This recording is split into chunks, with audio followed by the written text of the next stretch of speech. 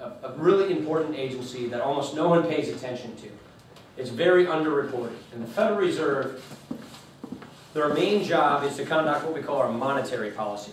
Congress does fiscal policy, taxing and spending. Monetary policy is the management of our currency. The Federal Reserve is in charge of managing our dollars, making sure, that our dollars have good purchasing power, that a dollar today can buy, an equivalent amount tomorrow, that we don't have a bunch of inflation or deflation. Well, they've done 4 things, the Federal Reserve, that are really quite extraordinary. And the Federal Reserve is doing this. They're doing, number 1, what we call quantitative easing. That's another fancy word for basically saying printing more money. So the Fed, which is in charge of our money, is running the printing presses over time, printing more money and trying to flush it into the economy, hoping that that will knock things loose and get credit flowing again. Second thing they're doing is they're increasing their balance sheet. They have this authority to go out and buy assets. So unlike the Treasury now, they are going out and buying some of these toxic assets, buying some mortgage-backed securities, trying to get some of these credit markets started again, and they've done about $2 trillion of this stuff that they put on their balance sheet. So they printed money, went out, bought securities, owned securities, and now the taxpayers, who back up the Federal Reserve, have about $2 trillion of these assets on the balance sheet. Third thing they've done, which is what most people are familiar with that they do, is they've been cutting interest rates. So the Fed, which controls a key rate called the federal funds rate, the short-term interest rate, has brought that rate down to 0. So that they can't cut interest rates anymore. And the fourth thing they've done, which is really, in my mind, the most troubling, is they're now purchasing Treasury Bonds. That's very unique. That's called monetizing your debt. What they do is they take this money they print, they take this freshly printed money, and they walk over to the Treasury Department, essentially, and buy our Treasury Bonds. So our government right now is printing money and using that freshly printed money to finance our borrowing, our debt. So in this hand, we're printing it, and that hand, we're borrowing, financing our debt. Now, the purpose of doing this is to lower long-term interest rates, to try and get the economy producing so that interest rates are lower for a lot of the interest rates you experience when you go borrow money. And they're also trying to basically flush the economy with this cash. Now, their whole reason, why they're doing this is to basically prevent deflation. And that's what their biggest fear is. Their fear is, instead of inflation, remember in the late 70s, early 80s when we had inflation? Some of you are too young to know what I'm talking about, but it's prices constantly rising. Their fear that right now we will have the opposite of that.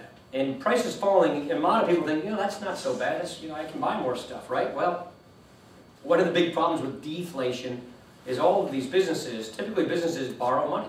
And they borrow money to finance their operations, and they lock in their borrowing at certain set costs. You have a certain rate on what you borrow your money at.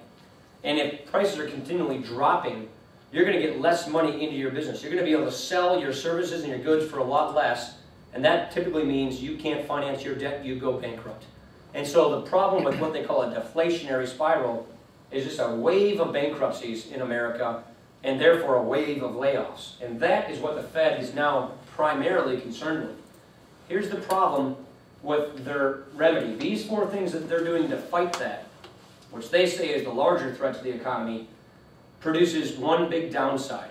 All of those things to fight deflation, once deflation's out of the way, once it's not a threat anymore, then you got an inflation problem. So you're building up all this money. Right now it's sort of piling up. It's not moving through the economy very much. We call it a liquidity trap. Once that starts flowing through, once the economy starts picking up a little bit, then you got all this money flowing through the system. The Federal Reserve is going to have to hit the brakes, raise interest rates, try and soak up this money as fast as possible. And if they don't do it fast enough, then you're going to have an inflation problem. And the typical problem always is this. They'll have to do that when you still have high unemployment. And they may not be able to do it as fast as they might need to because there's just too much money out there that they can't all soak up. And so there's a downside to doing all of this. And that is that they've got us on this roller coaster where we're trying to fight deflation now and we might invite inflation as a consequence of it.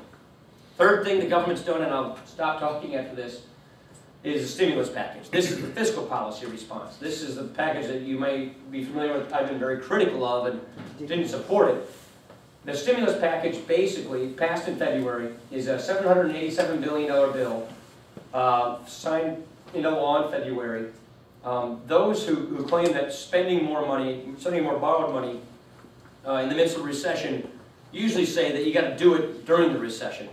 One of the big criticisms that I think are legitimate of this bill is the majority of the spending in the bill doesn't even happen until for a couple more years. So it doesn't even spend now during the problem. The kinds of spending that you generally think are good for the economy, you know, roads and bridges, infrastructure, that's 6% of this bill. Most of the spending goes to government agencies, social spending, and stuff that occurs later. The tax provisions of the bill are largely revolve around tax rebates. Now, it's nice to get a rebate check in the mail, but rebates, we've already proven, don't work. And what's more troubling, in my opinion, about these rebates is a lot of these rebates don't even go to people who pay taxes. So they're more just an income transfer, kind of just a check in the mail, not based upon your taxes. And so, where we are right now, Treasury's already spent about $462 billion of their TARP money. The stimulus is up and running, in place. There is some spending occurring, obviously. You know, some of it I would say is fairly wasteful, like money for the National Endowment of the Arts, $300 million for golf carts for federal workers. And our deficit now is $1.8 trillion. So they're golf carts, they're gems.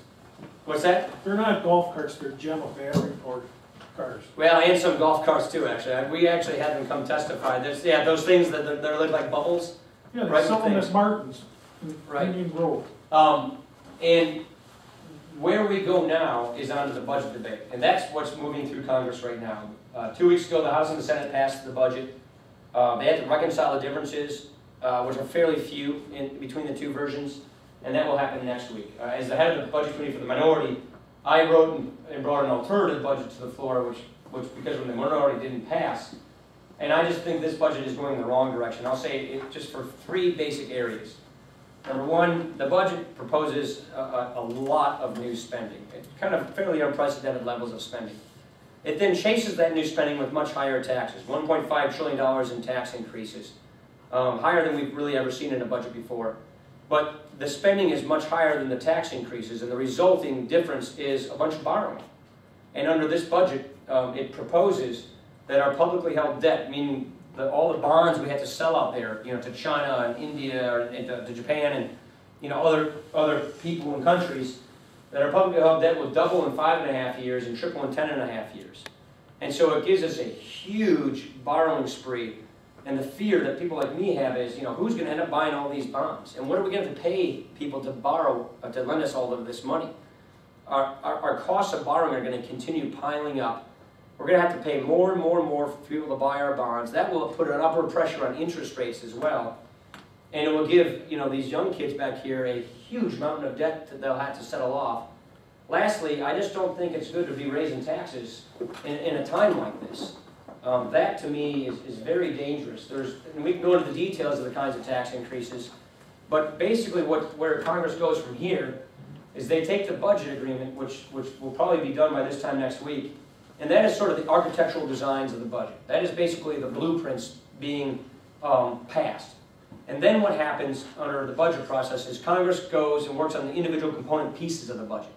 Once this blueprint is passed, then Congress goes to work on the spending bills that make up the spending, the tax increases that make up the tax increases, this new cap-and-trade energy tax plan, national health care, all of those things are part of the budget, and the goal being that all of those pieces of the budget are passed into law by this fall. And that is basically what you're going to hear the government, Congress, and the administration working on between now and probably October sometime. So with that, I'll just, yeah.